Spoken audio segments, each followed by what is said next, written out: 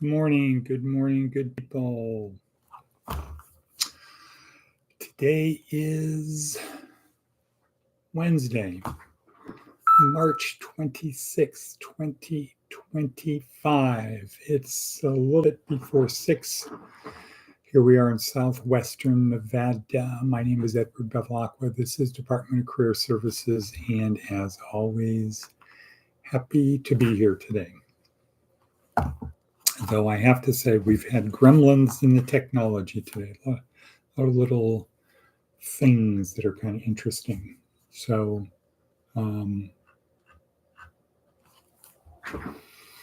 but here we are. And today is Wednesday. That means we have breakfast at the church, at the Methodist Church, our volunteers' breakfast.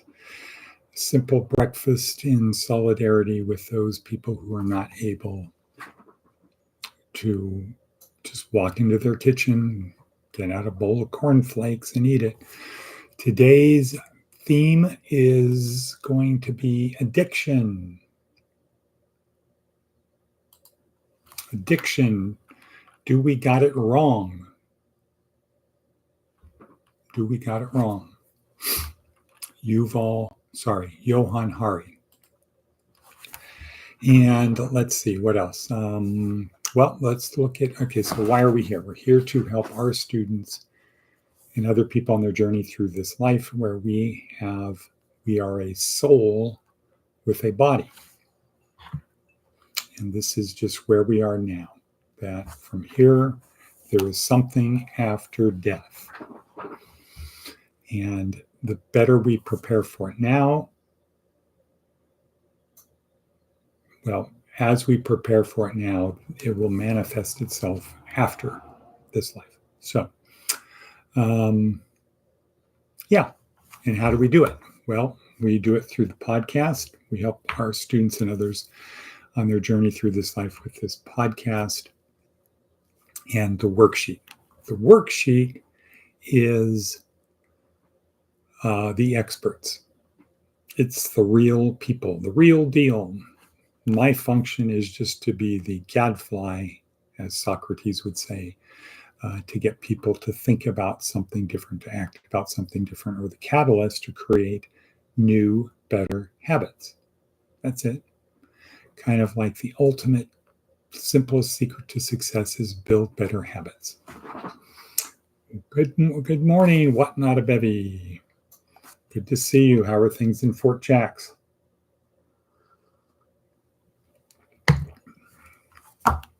Today we're going to be talking about Johann Hari and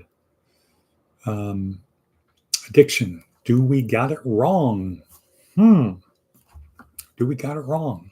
Or maybe we're doing it right accidentally. But looking at our worksheet, advice from an 80-year-old, be modest. A lot was accomplished before you were born. Right. We are designed, we'll find out next week, to see the world revolves around us. Everything revolves around us is how we are situated here in our normal state. Everything happens to me, around me, because of me, etc.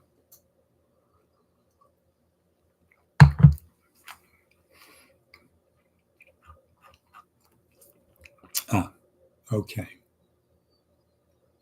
So, advice from an 80-year-old. Be modest. A lot was accomplished before you were born. Again, we tend to think we're the center of our own universe, our skull-sized kingdom. And we forget, or we don't even really know about people from the past, the impacts people have made. It's better to think, when you think you have a new idea, is to think, who came up with this before? Who's already done the legwork, the research? Who's thought this through? Maybe I can stand on their shoulders. Again, as Sir Isaac Newton would say, maybe I can stand on their shoulders, see a little bit further than they saw. All righty, Seth Godin, the NSE confusions. I don't remember what NSE stands for, but it's kind of like that unique art type thing that you can sell through the blockchain or something like that.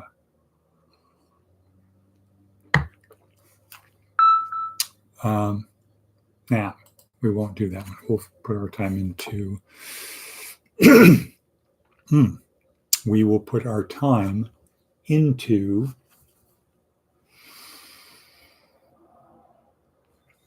the topic, the theme of today, which is addiction. Do we got it wrong? And what do you say about addiction? What not about eating?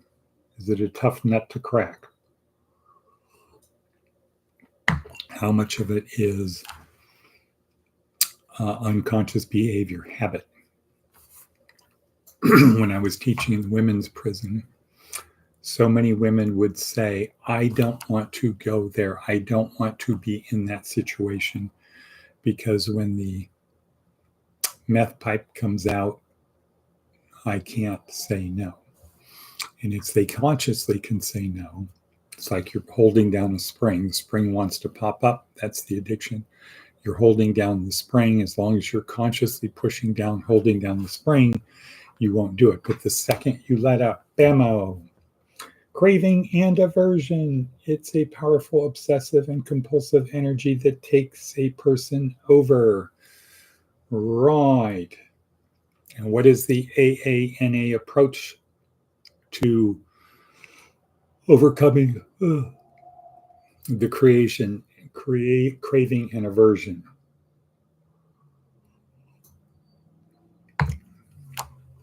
So the historical idea about addiction is that there are chemical hooks. They get in your brain. And once it's hooked in your brain, you can't get it out. And this, to a large extent, became the case because of studies that were done with rats in a cage. So you put a rat in a cage, and it had 2 bottles of liquid. One was plain water, and one was drug-infused water, cocaine, heroin, whatever.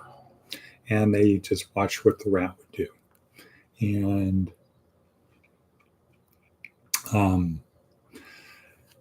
what would happen virtually all of the time is the rat would start drinking the drug water, and it would drink it to its detriment. And so the obvious conclusion was, since rats are rational creatures, there's something in the drug that gets hooked into the brain.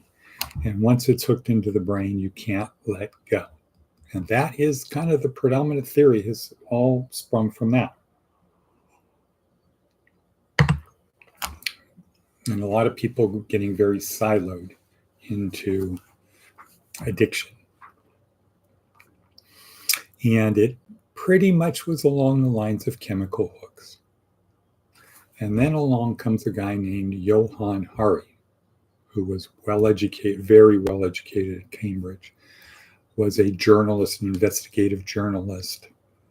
So he had the training, he has the IQ, and he had the training, and then he had motivation, because his career went off course in a really bad way, public humiliation, and he did an introspection. Why did I do that? Why did I do something stupid?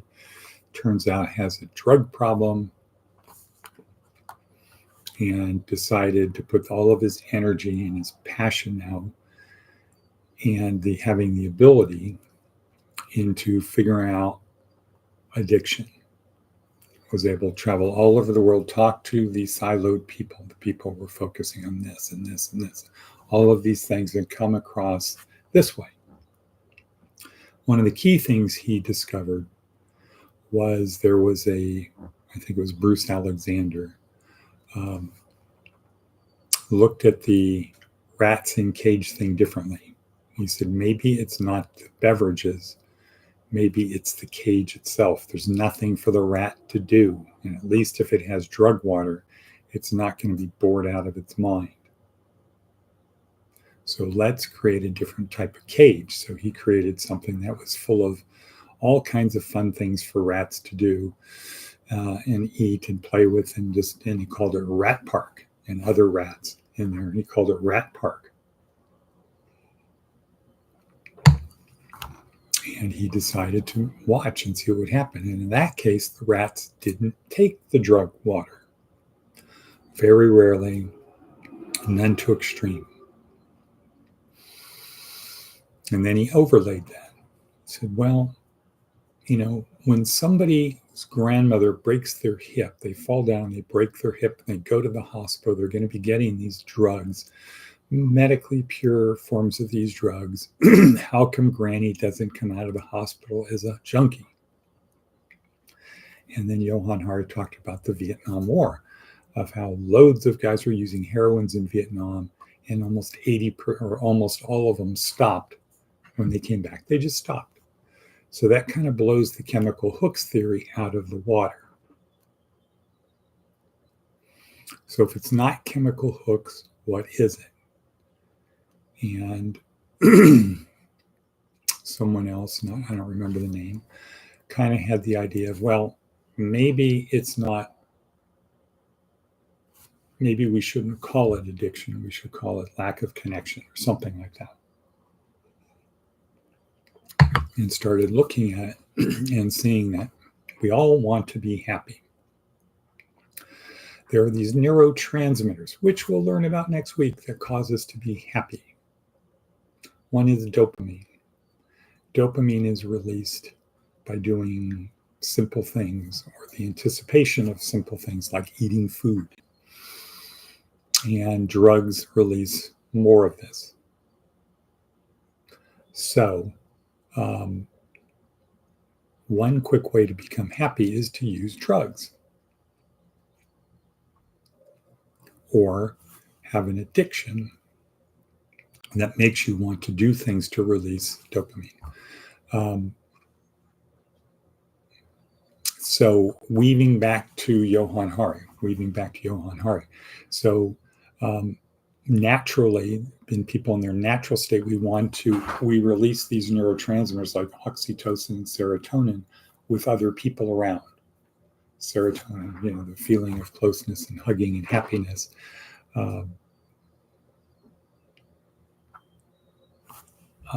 Serotonin, oxytocin, we release these around other people.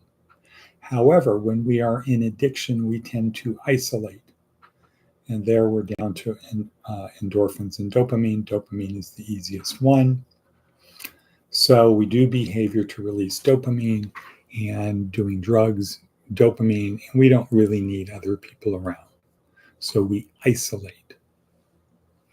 So Johann Hari thought, should we isolate people who are addicts, scorn them,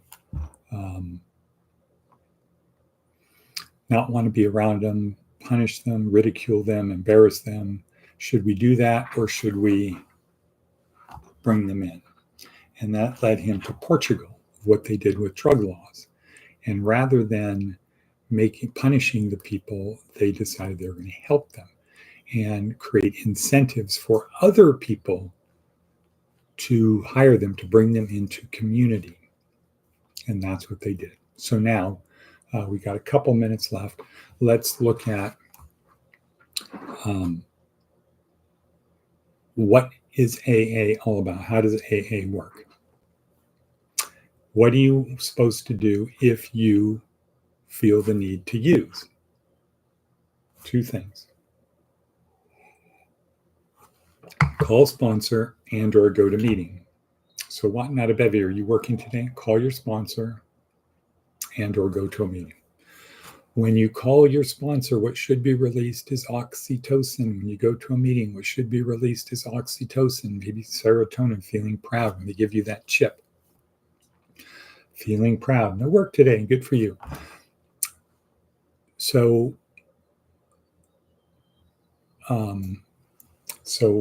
just spiritual work. Okay. So when you go to a meeting, or when you call your sponsor, you're going to release oxytocin. When you're releasing oxytocin, the dopamine is going down.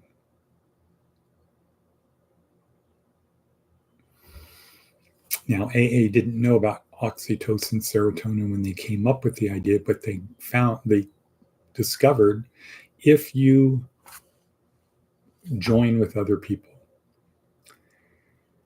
if you share your pain or your good news with other people, it makes you feel good. So the cravings go down because you're releasing oxytocin and or serotonin. The cravings go down when you don't isolate. So be around other people. So Johann Hari got that the opposite of addiction is not sobriety. The opposite of addiction is connection. Connection. Now, historically, we have tried to create our housing to be like Rat Park, where people are in the housing working together. Unfortunately, out here, currently, we are only allowed to rent rooms to people.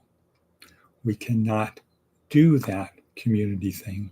We can only have other people, churches come in to encourage the people in the rooms, in the apartments to know one another, but we can't program. We just rent rooms. So, addiction. Do we have it wrong? It's not about sobriety, it's about connection. How do we get people to be with other people? Would you say that's right? What not a bevy? Connection is key. Having people feel they don't need to isolate. When I was teaching in the women's jail, one of the women told me that heroin was, she considered heroin her boyfriend, her lover, and would write poems to it and would be at work looking for, just counting the time till she could go home and have a little bit of heroin. Isolation, not really having friends. So we're going to wrap it up with that because I got to get going to the thing. Got to get on the Peloton. I've already done 20 minutes, but got to get on the Peloton. So that is that story. And okay. Talk to you later.